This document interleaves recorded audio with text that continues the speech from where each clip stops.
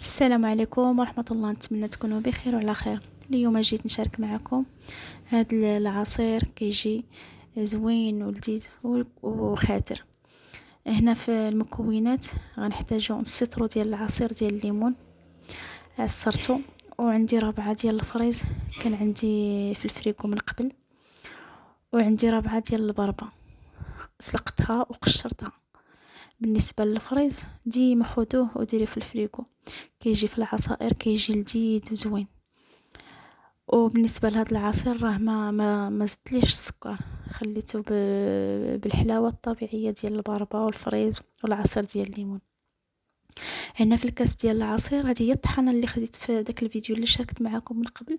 كتجي الصراحه الطحانه زوينه، كطحن زعما كلشي كطحنو زوين. هنا درت البربه الفريز، زدت عليه الليمون، وغادي نطحن كلشي، غادي نطحنو مزيان مزيان. بالنسبه للعصير ديال الليمون انا درت نص لتر وزدت واحد نص كاس. المهم نتوما على حساب كيفاش كتبغيو العصير ديالكم.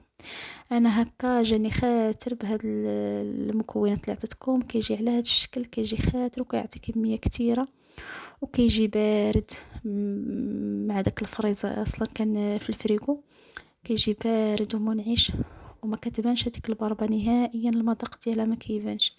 بالنسبه لوليداتكم الا ما كيبغيوش لكم البربه، هذه الطريقه غادي يشربوا هذا العصير ما غادي يحسوا بالمذاق ديال البربه. وخليتكم على خير.